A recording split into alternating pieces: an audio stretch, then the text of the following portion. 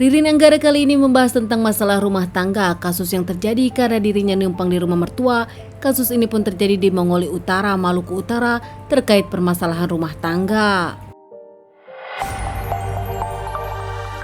Saat itu seorang lelaki bernama Gabriela Ola atau biasa dipanggil dengan Ola berusia 37 tahun berasal dari Flores, Nusa Tenggara Barat.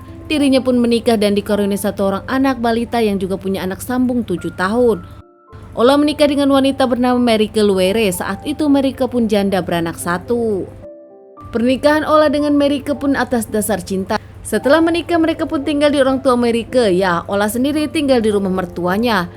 Namun nampaknya ada ketidakcocokan yang membuat Ola ingin pindah rumah dan ngontrak sendiri. Namun saat itu belum diizinkan. Beberapa kali mendapatkan ketidakcocokan di rumah itu, akhirnya Ola pun menegaskan diri dengan meminta kepada mertua agar dirinya pindah bersama anak dan istri. Namun saat itu lagi-lagi ditolak dan sang mertua memberikan syarat. Kalau memang mereka semua mau pindah, harus membayar 25 juta uang adat yang memang Ola belum bayarkan saat pernikahan dulu. Terkait permasalahan ini, meski Ola ingin ngontrak pindah dengan keluarganya sendiri, namun nampaknya Merike masih menuruti keinginan orang tua. Permasalahan mereka selalu berujung gara-gara mertua yang terlalu ikut campur karena itu rumah mertuanya. Hingga akhirnya permasalahan nampaknya tak bisa dibendung lagi. Ola tak bisa menahan kesabaran hingga akhirnya Ola pun memilih pindah ke kos-kosan yang tak jauh dari rumah mertuanya. Ola tinggal sendirian meninggalkan anak dan istrinya yang tinggal di rumah orang tua sang istri. Namun setelah kepindahan Ola, nampaknya permasalahan memang belum selesai. Ola yang sempat memberikan uang untuk anak-anak, uang susu dan uang jajan ditolak oleh mertuanya. Mertua Ola tetap menginginkan uang adat yaitu 25 juta dan akan membiarkan istri Ola dan anak-anaknya pergi berkumpul lagi dengan Ola di rumah kontrakan. Nah teman-teman, ternyata memang di Maluku Utara itu ada pernikahan adat juga dan ada uang adat sebelum sang wanita meninggalkan rumah untuk ikut bersama sang suami. Ternyata saat itu Ola belum memberikannya dan kini Ola ditagih oleh sang mertua. Tak lama kemudian ternyata ada kejadian naas yang menimpa keluarga dari mertua Ola. Kejadiannya seperti ini.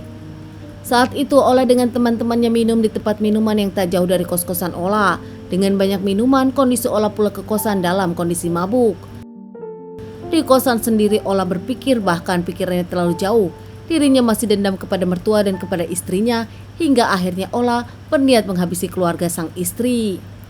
Ola pun membawa senjata tajam jalan kaki ke rumah sang istri, tak mau menggunakan motor karena takut berisik. Di rumah sang istri Ola langsung masuk lewat belakang karena tahu pintu belakang tak pernah terkunci. Ola pun langsung masuk ke kamar sang istri. Saat itu sang istri cukup kaget, namun Ola mengajaknya baik-baik untuk bicara. Setelah bicara baik-baik tak bisa, keduanya cekcok. Tak lama Ola pun langsung menikam sang istri beberapa kali hingga sang istri tak berdaya dan tak bernyawa. Keluar dari kamar sang istri, Ola pun bertemu dengan adik iparnya yaitu Yohanes dan juga mertuanya. Tak banyak bicara, Ola pun langsung menikam keduanya beberapa kali hingga keduanya mengeluarkan banyak cairan merah dan tak berdaya. Saat itu bahkan masih sempat-sempatnya Ola menganiaya anak kandung sendiri saat menangis di ayunan. Tampak kesal Ola memukulnya beberapa kali padahal sang anak masih balita. Setelah melakukan aksinya, Ola pun langsung segera pulang ke kos-kosannya. Tak lama Ola pun mempersiapkan dirinya langsung kabur dengan motornya ke Maluku Selatan. Ola sendiri tak menyadari, ternyata saat dirinya melakukan aksinya, anak sambungnya melihat, bahkan anak sambungnya sempat melarikan diri dan langsung meminta pertolongan dari para tetangga. Tak lama para tetangga pun langsung datang ke rumah Merike dan mendapati 3 jasad tergeletak dan juga anak bayi yang sedang menangis. Tak lama para tetangga langsung melaporkan kepada pihak kepolisian dan pihak kepolisian datang untuk olah TKP dan identifikasi korban. Saat itu korban pun ketiganya dibawa ke rumah sakit untuk otopsi. Menurut hasil otopsi, para korban mendapatkan banyak tikaman dan kini langsung pihak kepolisian mencari keberadaan Ola, melakukan pengejaran kepada Ola.